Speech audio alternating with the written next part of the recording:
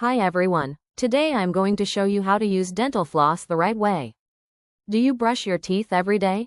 That's great, but without dental floss, you're leaving half the job undone.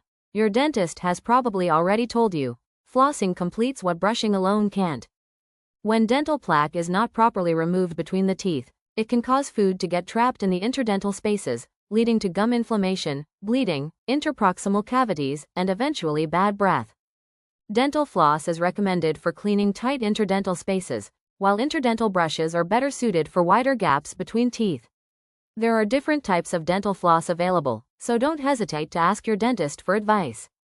So, how do you use dental floss? Here's the proper technique. Cut about 18 inches of dental floss and wrap the ends around each middle finger.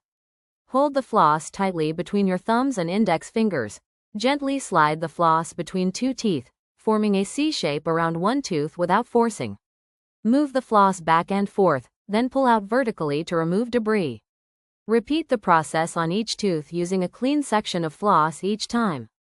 Once you're done, you can brush your teeth and use mouthwash. Now you know, flossing daily is not an option, it's essential. It keeps plaque away, protects your gums, and helps you keep that healthy, confident smile. If you learned something from this video, don't forget to like, comment, share, and subscribe so you don't miss the next ones.